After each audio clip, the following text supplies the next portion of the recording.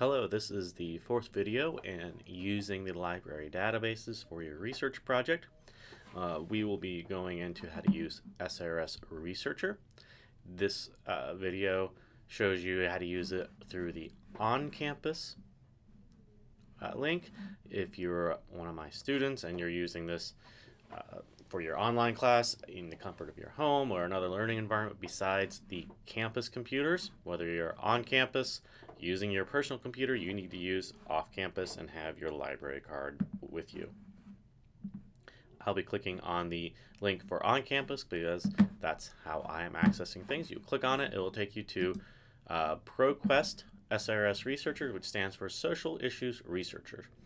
This is a great resource for research topics, mainly because it does a lot of the work for you, which is good and also difficult because it doesn't allow you the time to think for your own topics. So I ask you to do your research topics selection on your own by looking at things that are going to be important to you before you get to these bigger trending topics or editor's picks, because these are huge, these are broad, and may not impact you directly, but they seem like they're good topics because there's information, but you might just be bored. Do you really care about these various things? There's a lot of them. They're interesting. They can help you understand how we can take a large issue and actually discuss it, but some of these are just very broad and they don't get into the nuanced debate that we need to actually look into.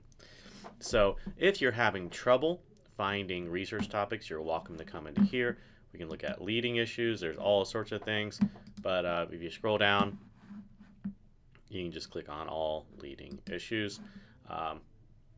Again, I've told you before, don't use these big ones: gun control, abortion, animal rights. It's a little boring. Not that it's boring in itself, but marijuana, drinking age, things like that, athletes' pay, all these things I've been done to death, and they're not terribly interesting. So how do we pick a topic from here that might be interesting? Well, here's cell phones in school, which is continuation of things that we've looked at before. We have a summary of the issue. Doesn't give us a whole lot of details, but we have these viewpoints that we can see here, a pro and a con, which can be useful. And then you can click on this. It's going to take you to more resources, going to do a search for you, and you'll see that there's 2,208 results for cell phones in schools, from comics to all sorts of stuff, government resources, magazines, newspapers. So this is all interesting, but it's not necessarily going to take us to what we were looking at before, which is cell phone addiction. Now, something that you can do is look at these arguments.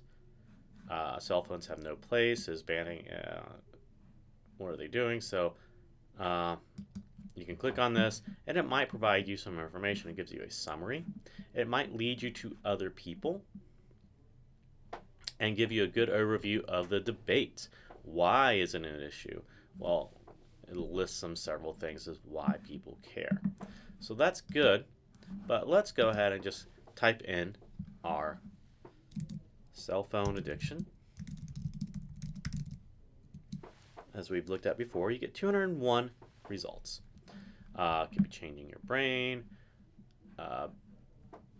bans, why we need to ban, to save our kids. So this is pretty inflammatory rhetoric, to save our kids, right?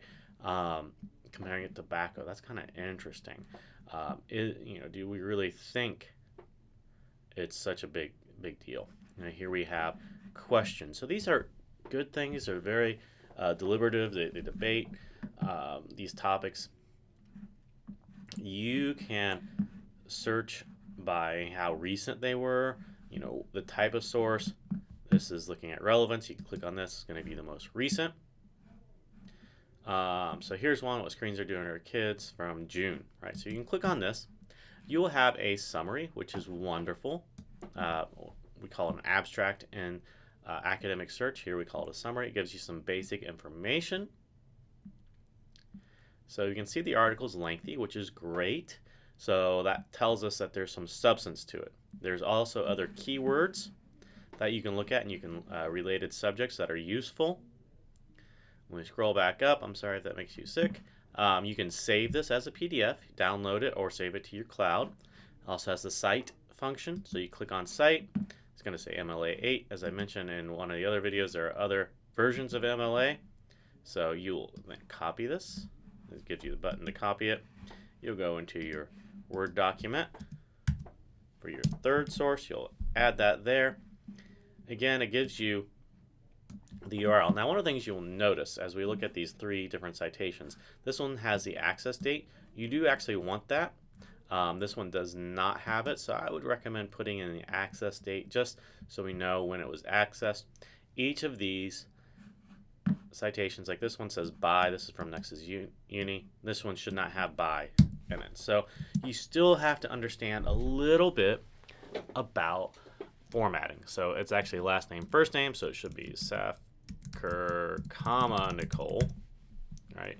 Capitalized, of course. So you can't trust the citation generator 100%. It's just a computer. It doesn't think, it doesn't reason, it doesn't know your purposes. So we got that cited. You can copy the abstract or the summary, and you add this. Once it works, we need access, whatever today is. It's 22 Jan 2020. Not this. So again, the computer doesn't think and know proper formatting for dates and MLA. It just takes information and puts it in, and it's garbage in, garbage out. So you can't always trust citation generators. It'll give you some basics things, but not help you understand it fully. Now, question is, how can we find the link? If I email this, nope. That attaches the PDF. So I don't see a way that we can get a direct link to this article, unfortunately, but we do have it in our little document that we made. But this is going to give you some basic information. I do recommend using this and exploring some things, but this really just touches the surface, scratches the surface. It doesn't really get in depth with it, and we'll talk about more about why this is important, but this is a good way to get basic information and learn about the topic. And that's really what I want you to do over the course of the next couple weeks, is learn more about your topic. You shouldn't be making a decision about what stance you have about the topic. Instead, just learn, get some information, and I'll explain that how we develop our research paper from being just factual to persuasive.